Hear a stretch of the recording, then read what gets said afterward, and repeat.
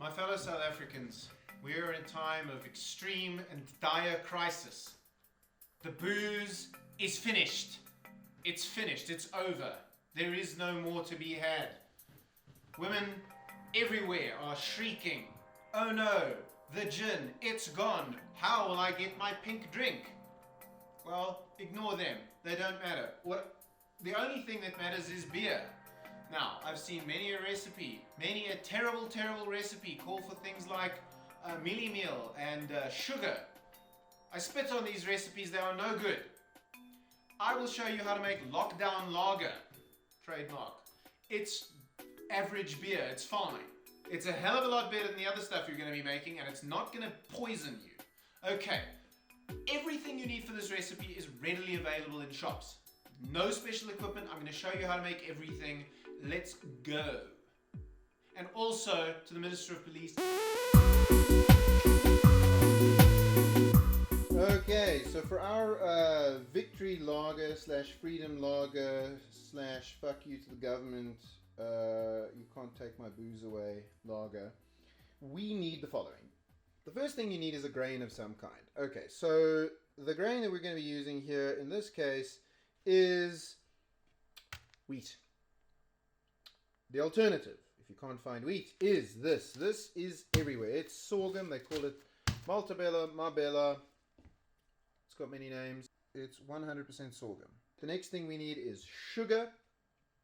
In this case, the sugar that we're going to use is molasses because it's got a nice flavor. You can use normal table sugar.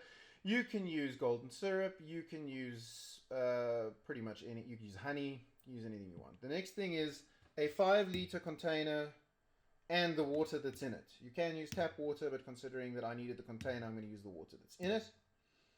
And then the next thing you need, in order to give extra flavor, the kinds of bitter flavors that you'd normally get in beer, we're going to need 3 ingredients, and they are bay leaves. You can buy these dried in the shop. I just happen to have fresh bay leaves, but you can buy them in the shop. Just black tea and coriander. If you've ever made biltong, this is the stuff that is on the outside of it. So get coriander, bay leaves, tea. This will all work without any of these ingredients, but we're trying to make a beer that tastes good and that doesn't poison you. And then, of course, the big secret ingredient that everybody needs is yeast. Now, you're not going to be able to get brewer's yeast, which is ideal. You will be able to get, hopefully, instant yeast. I see the yeast's back in the shops. Now, this kind of yeast is not ideal, but we're not living in an ideal world. It will work.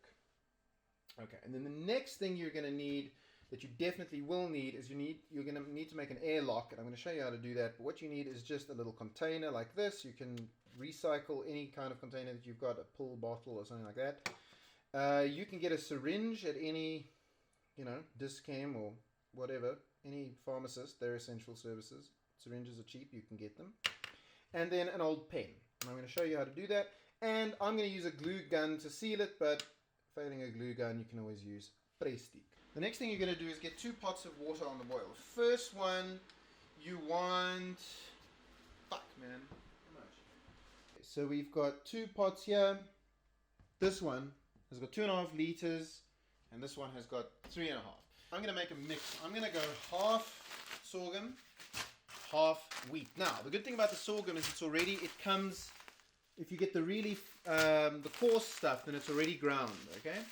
But unfortunately, the wheat we're going to have to grind up ourselves. Now, you can either do this by smashing it with a rolling pin or sticking it in a blender. I'm going to just use a coffee grinder. Now, we're not trying to make a powder here. We're just trying to break it up. Okay, and that's a lot. Okay, great. Now we just have to go check to see if our water is to temperature. If you've got a meat thermometer, this is ideal. If you don't have a meat thermometer, you can just do it with your finger. It's got to be hot, but not too hot. About 70 degrees. So you should barely be able to tolerate the heat. So let's check it out now.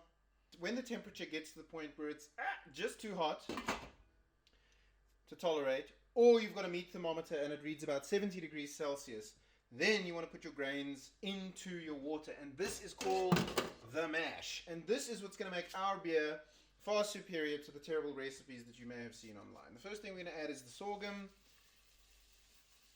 Okay, and the next thing we're going to add is our wheat. And okay, and we're making kind of like a porridge. And what we're trying to do here is we are trying to extract the sugars that are present in our grains. Now, this will not be as successful as it would have been had these been malted grains. So in other words, grains that were allowed to germinate and the sugars would be developed. But that's okay because we're going to add sugar later. What we're trying to get here is the flavor of these grains. So at this point you can switch the stove off and you can let this sit for about an hour with the lid on, 45 minutes to an hour. Stir it every now and then. So what we've created now is a pretty serious porridge.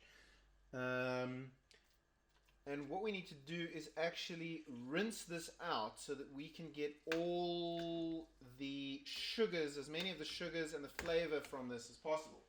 What I'm doing now is I'm going to take this, the mash, and in case our mash is really thick because of the amount of starches, and we're just going to put it into this bag that's in a pot of water that's also at 70 degrees Celsius or just hot, and we're going to put all of it in here and we're going to try and extract as much of the flavor and the sugars out of this, and this will become our wort. That's spelled W-O-R-T but pronounced wort, and that's the basis for our beer. Now the next thing we're going to do is we're going to strain this out. Luckily I've put it in a bag already, so that'll help. Oh fuck.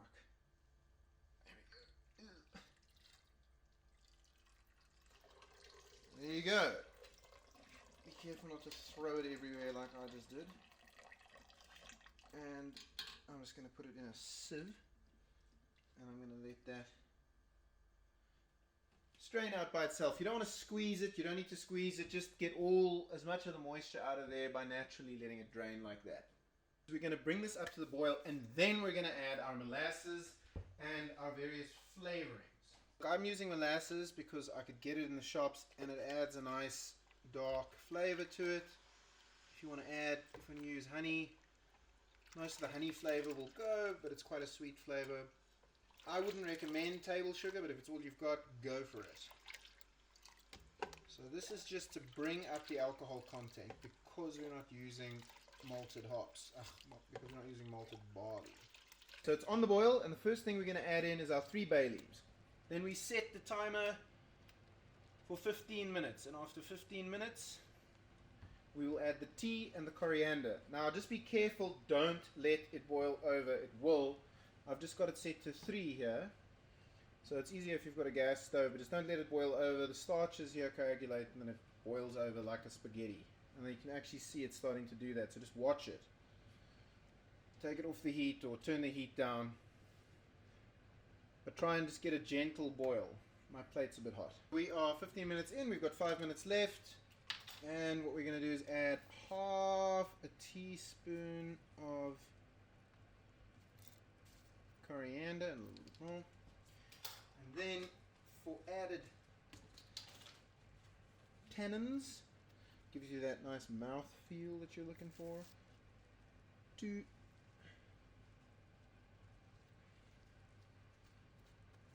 bags of tea. There you go. Okay, and we're going to give that another 5 minutes. Once it's taken off the boil, then just put it into a sink with a bunch of ice or ice packs in it, and let this cool down to about room temperature, to about 21, 22 degrees Celsius. And then we're going to pitch our yeast. So in the meantime, we need to sanitize our equipment, and in this case our equipment is the 5-liter container that the water came in. And that we're just going to do with a 10% solution of bleach, just normal household bleach. You can also use boiling water, but I'm just going to use a 10% solution of bleach, and you just got to wash it out very carefully and thoroughly, otherwise it's going to taste like bleach. This is our DIY airlock, and this will allow us to vent CO2 as the beer ferments, and also to prevent things from going into our brew, like bacteria and other stuff. So all we do is just get a normal 10ml syringe that you can get at any pharmacy, and then we just want to snip off most of the tip. Okay, and then we're going to cut it short here. This is a 10mm syringe, so we're just going to cut just under the 8mm mark.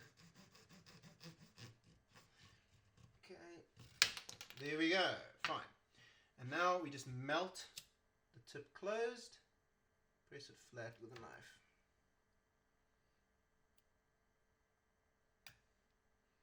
There you go. Okay, the next component is we just get a little jar like this. All I've done is I've drilled a hole in the back, drilled little holes at the top, and the jar can come apart. So you can use anything, a medicine bottle, whatever you've got. Okay, and then the last thing we need to do is we need the pipe that goes into the lid of our jar.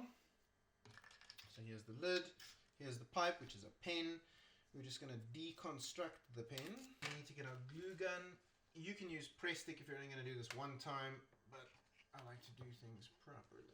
Okay, so we're going to glue the bottom of this tube, our pen. I'm going to glue the bottom of it into the container. The next step is then to attach the lid.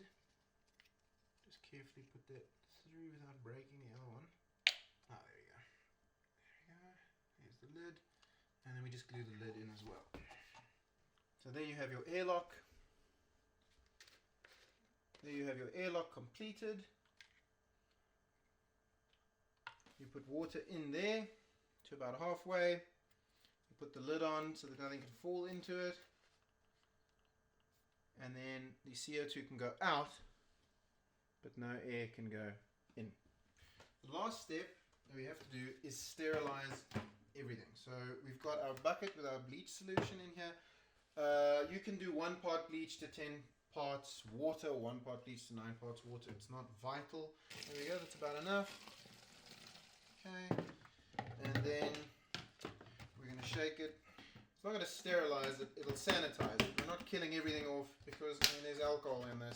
Just rinse it out with some hot water from the kettle, and then that'll be clean enough. Now the other thing you need to sanitize is the airlock. Sanitize the airlock. Sanitize the, you want to sanitize your funnel so that we can funnel our beer wort into our container. And then once that's all done, you set it aside. You don't have to worry about filtering everything out because it'll all settle at the bottom eventually.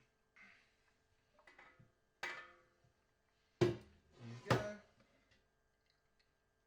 Okay, because there's so much starch, this has actually become quite thick. So what you can do is just boil a kettle, let it cool down, and then top it up with some of that now sterile water. You need to pitch your yeast. We're just going to use this normal bread yeast. It's not ideal, but it'll do the job.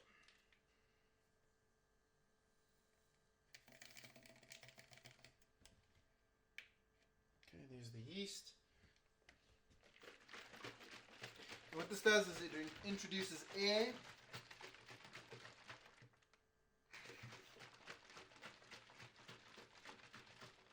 There you go.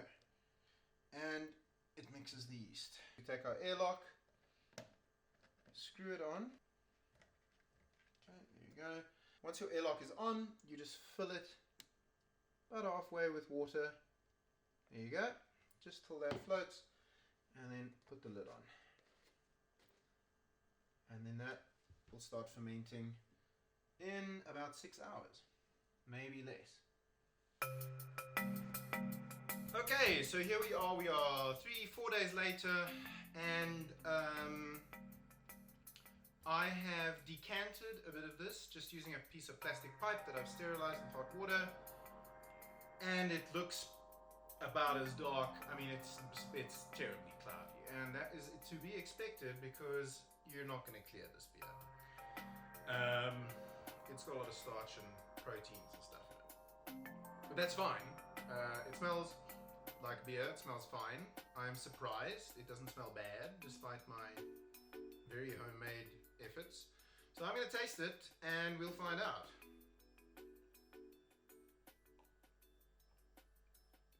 Well, it's not sweet anymore, so the yeast worked. It's fine. it's fine. If this was cold and carbonated, it would be fantastic. Not fantastic, it would be average. It's fine. But it's nice. Come on. It tastes weird. I mean, it's the kind of thing you might experiment with anyway. A friend of mine's actually, I sent him this recipe, and he's been able to find malt in shops. Malt, which might actually work better. Sorghum malt as well as maize malt. You can get it. It's called King Corn, I think. So give that a go.